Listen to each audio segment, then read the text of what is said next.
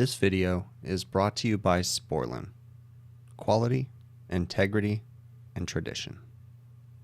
Alright, today we have a beer walk-in that is not working. It's about 50-something degrees in here right now, so just doing an inspection inside. The fans are running, obviously, and there's no ice on the coil.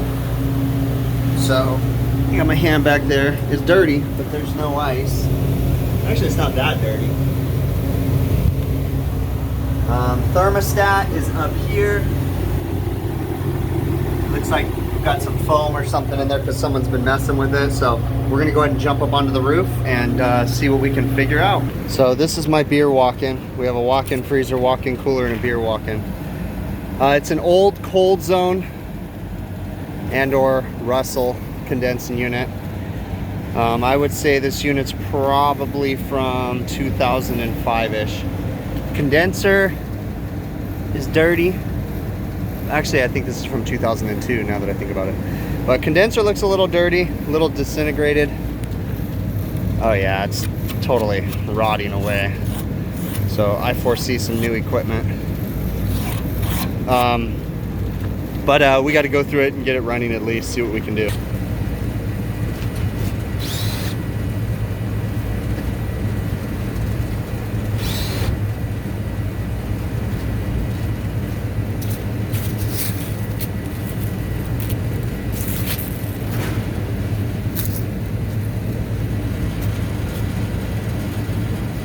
So one of the first things I'm going to do when I walk up is just spin the condenser fan motor. Doesn't feel like it's locked up. Doing a visual inspection. Defrost timer looks intact. Okay, we're going to get a meter out. We'll go ahead and test a few voltages. Voltage readings. Three-phase coming in. So from line 1 to 2, I get 206. 1 to 3, 205, 2 to 3, 206. So we have 208 three-phase.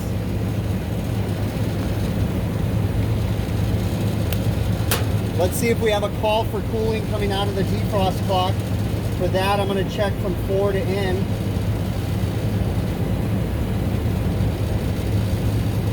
For, 208 volts. So we have a call for cooling. Let's I'm looking for a high pressure control, and there is one. It's kind of hidden away. High pressure control is down here, right inside there. So I'm going to stick my hand around there and give it a flip and see if it'll reset. It's tucked back in here. Okay, high pressure control reset. So it had a tripped high pressure control. We're going to have to put some service gauges on here. And then we also need to check out that condenser fan motor. Honestly, it doesn't feel like that condenser fan motor is spinning fast enough. And we already tripped. So the high pressure control, something already shut the unit off. I don't know if it was the high pressure control or what. So we're gonna go ahead and gauge up real quick.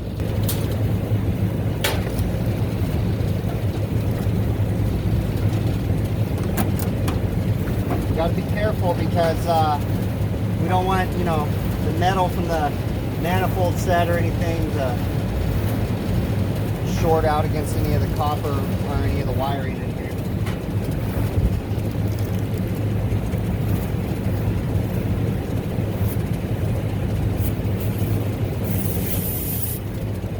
Dude, that refrigerant does not smell good.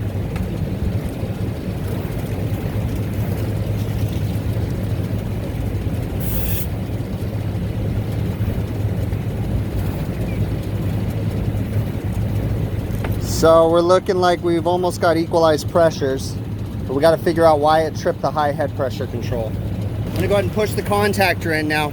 You don't ever go pushing contactors in without making sure you know what you're doing here. So I'm gonna be watching my head pressure as I do that to see what the system does. This is an R22 system.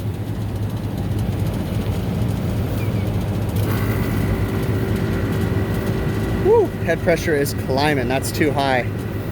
So something's up there. So the condenser looks like crap. We're gonna start with cleaning that condenser because it's really dirty. and today is a really hot day, so it's a process to get hoses up here, but I'm gonna go ahead and get started on that and go get my hoses, and we'll get this guy cleaned properly. And since we're gonna have the hose up here, we'll go ahead and clean the other ones too. Okay, so I turned off the disconnect switch. We're gonna go ahead and give this guy a rinse. It's not very thick, so we should be able to rinse it from this side, but I'll try to get it from the other side too. We're gonna get some cleaner on this thing too. This thing's pretty beat up.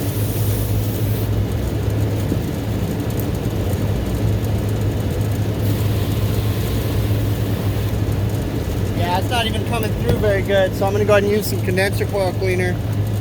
Spray it on there.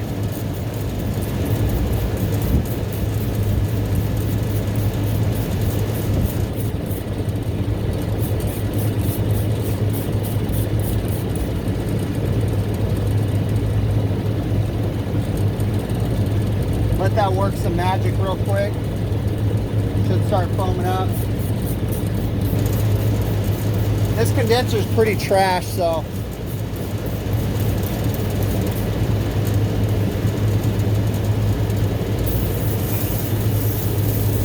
I don't want to leave the cleaner on there too long.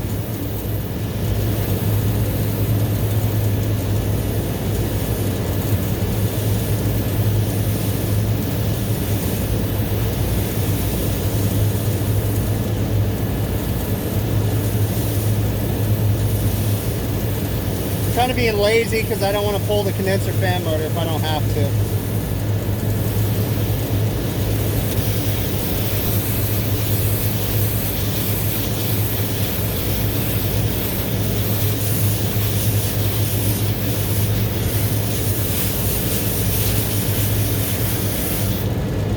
Alright, so we got the condenser cleaned, and again, I'm not spending a bunch of time because we're going to be talking them into replacing this equipment. So it's time to go ahead and reset this pressure control again. So it's right down in here, back here. There we go. Let's check our head pressures and see what we're looking like. Condenser's moving air now. We're still going to check that condenser fan motor. Yeah, it's moving. We'll still amp it out, make sure everything's good with it. Running kind of high, but our box temp is about probably 50 degrees in there right now. Let's check some things. So we got a discharge line. It's cold. Coming out of the condenser. Going into the receiver is cool. So our head pressure control valve, something's going on here. We shouldn't be this high. I don't think our head pressure control valve is bypassing, but our head pressure is way too high. What is up here? Something is funky. So, discharge line going out of the compressor is hot. It's hot going to the head pressure control valve. It's cool coming out of the head pressure control valve. There we go. It's just taking a few minutes to calm down. Alright, let's look at our sight glass. Sight glass is kind of hidden, but it's clear. It's kind of hard to see. We're going to let this run for a few minutes. It's currently about 100 degrees outside. So it's like one thing after another with this unit. So what I did was I did a real quick test where I front seated the suction service valve at the compressor just to see how low it would pull. It wouldn't pull past 14 psi. But then I opened it back up and it's not turning on. We're at 85 psi right now. So I gotta jump into that low pressure control and see why it's not letting the unit turn on. It's right here. It's just a faulty pressure control. I whacked it and it started right up. And I made an adjustment to it temporarily. I was just gonna get a big long list of things. Hopefully I can get this thing down to temp. It's like we're about 100 degrees right now. It's funny because it's like October 24th or something like that. And it's 100 degrees outside. Go figure. So far, we have a condenser that's rotted out. We have a suction valve on the compressor that's weak. You can't do that test on every single Copeland compressor, or every compressor for that matter, but I happen to know that the RS series compressors, this is an RS70, I know that they'll pull down into a negative vacuum from the factory. But there's some compressors like the CR compressors They're meant for air conditioning, but they use them for extended medium temp situations. Those things they don't pull into a vacuum from the factory, just from experience. So you just gotta use the Coppola mobile app's your best bet to diagnose compressor issues. I want to point something else out too. When these condensers become so deteriorated that the fins are like, if you could tell, like they're just disintegrating in my hands. They're actually not making good contact with the copper in here anymore either. So there's copper right here. And if they don't make good contact with the copper, they don't transfer the heat properly. And it can really start to affect the operation of the unit. So it's not just a matter of the aluminum fins rotting away, it's that the aluminum fins aren't really seated around the copper anymore. So it still transfers some heat, but it won't transfer as much when that happens. So something you got to think about. But yeah, these things are just, I could just move it right across the copper. One last thing I wanted to check was I put the unit into defrost. This particular unit has a liquid line solenoid valve right here that's not controlled by the thermostat down in here. I want to see if the unit will pump down or if it's going to set off on high head pressure. This would be an indicator of a possible overcharge. So we're just watching to see. The head pressure is climbing, so it might be slightly overcharged. Well, it looks like it's dropping now, but I can imagine with the dirty condenser that it would probably be part of the reason why I might have tripped the head pressure control.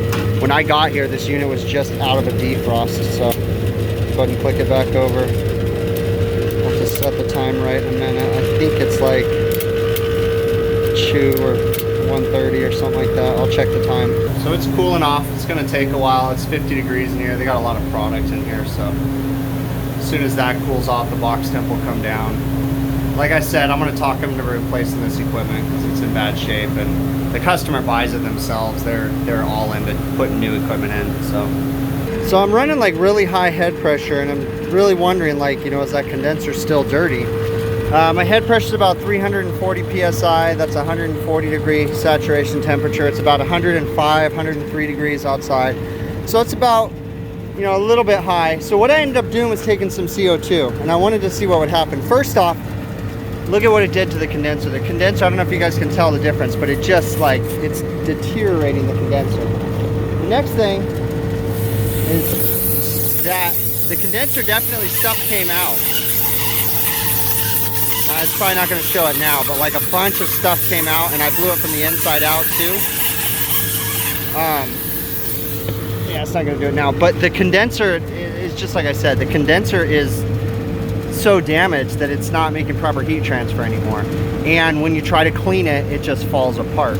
It's just disintegrating. I mean, look at it. It's just, you know, so you can only do so much. So that's why I'm going to talk them into replacement. Now, like I said, the customer is going to buy their own equipment. It's a restaurant chain. They buy their own stuff. I just install it for them. So, you know, I'll make the recommendations, new condensing unit, but I can't see them changing just a condensing unit. The evaporator is just as old. So we'll talk them into a replacement. We'll change the refrigerant over to 448A. We'll run a new line set. So they'll get a new evaporator, new condenser. At least that's what I'm going to propose to them. You know, they'll have to make that decision on a facilities level. So at this point, it's operating. The box is coming down in temp. We're definitely running really warm. Luckily, we have a cool down coming Monday. It's Thursday right now. So hopefully we'll make it through the weekend. But you can see, it's really warm outside right now. 106. 105, and it's October 25th or 24th, you know, it's a trip. Anyways, so that's all we can do for today. We'll just put everything together and let the customer make whatever decisions they want to make.